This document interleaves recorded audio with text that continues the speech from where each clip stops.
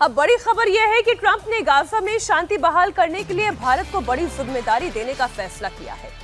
America ने भारत को Gaza piece board में शामिल होने का न्योता दिया है। राष्ट्रपति डोनाल्ड ट्रंप ने प्रधानमंत्री नरेंद्र मोदी को गाजा पीस बोर्ड में शामिल होने का निमंत्रण दिया। भारत में अमेरिका के राजदूत सर्जियो गौर ने प्रधानमंत्री मोदी को राष्ट्रपति ट्रंप का यह निमंत्रण भेजा। गौर ने कहा कि बोर्ड ऑफ पीस गाजा में स्थायी शांति स्थापित करने में भारत अहम भूमिका निभाएगा। गाजा पीस बोर्ड ट्रंप की महत्वाकांक्षी योजना है।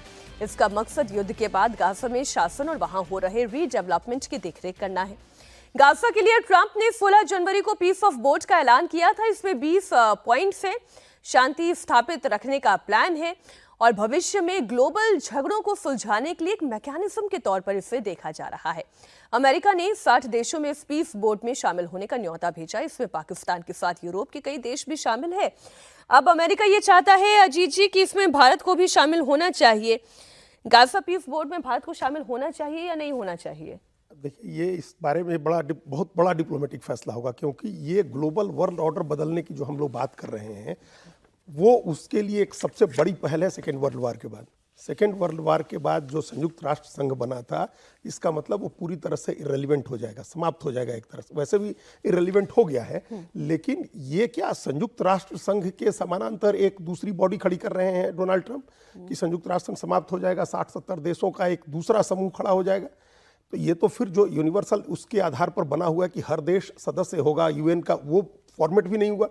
ये ऐसे इन्फ्लुएंशियल कंट्री हैं जो पैसे इन्वेस्ट कर सकते हैं। देखिए, इसमें अस्थायी सदस्यता के लिए 9,000 करोड़ रुपए की डिमांड, 9,000 करोड़ रुपया इन्वेस्ट करना है। अस्थायी सदस्यता मुफ्त में मिलेगी।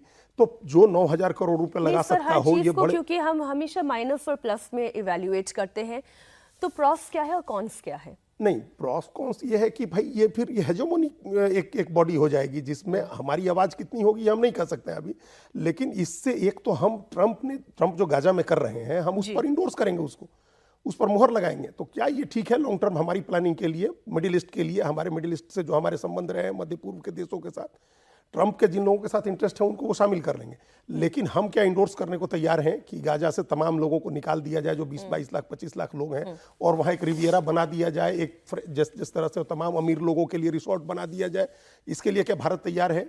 ये एक बड़ा सवाल है। ये मामूली छोटी चीज़ नहीं है। ये कह दिया उन्होंने कि हमने भेज दिया, पाकिस्तान को भी भेज ही दिया आपने, और दूसरे तमाम देशों को भेज ही दिया आपने, यूरोप के देशों को भेजा। ये तो इसका क्या फायदा, हमको क्या फायदा होगा? तो अपनी सेना भी भेजने के लिए इस समय देखिए, भारत को अभी इस पर तो वेट करना चाहिए, पहली बात है, क्योंकि अभी G20 था, बहुत अगर थी तो G20 का एक विस्तारित मीटिंग बुलाया जा सकता है। ऐसे कई चीजें थी कि जो बना बनाए ढांचे थे उसके तहत इस पर बात हो सकती थी। उसमें एक संयुक्त राष्ट्र संघ भी था, और उसमें अमेरिका की क्रेडिबिलिटी क्या इस समय दोनों पक्षों को लेकर के है कि अमेरिका और ट्रंप की पहल पर वहां शांति स्थापित हो जाए और दुनिया भर के जो आतंकवादी हैं, इजराइल विरोधी, वो मान जाए। इसमें अनेक प्रश्न है, और सबसे बड़ा प्रश्न यही है कि चूंकि इसी प्रकार के पीस सम्मेलनों से ही पहले लीग ऑफ नेशन बना फर्स्ट वर्ल्ड वार के बाद, इसी प्रकार के पीस सम्मेलनों से ही फिर यूनाइटेड नेशन बना है। तो क्या ये पीस सम्मेलन, ट्रंप ये चाहते हैं कि भविष्य में इतिहास पुरुष बनने के लिए मेरे नेतृत्व में,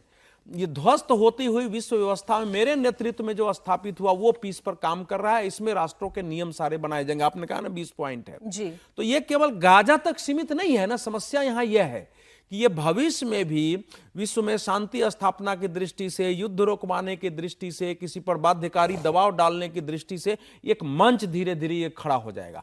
तो इस पर बहुत गहराई से विचार करना पड़ेगा। यूरोपीय देश इस पर क्या प्रतिक्रिया व्यक्त करते हैं, यूरोप देशों को भी उन्होंने बुलाया है।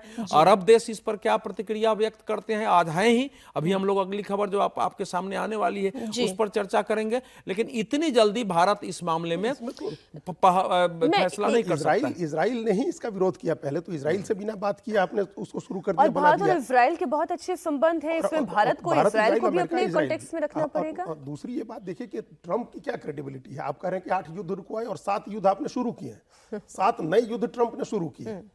8 रुकवाने जहां रुकवाए उसमें से मैक्सिमम अभी चली है। एक और की आधार भूमि बन गई है, एक और की आधार भूमि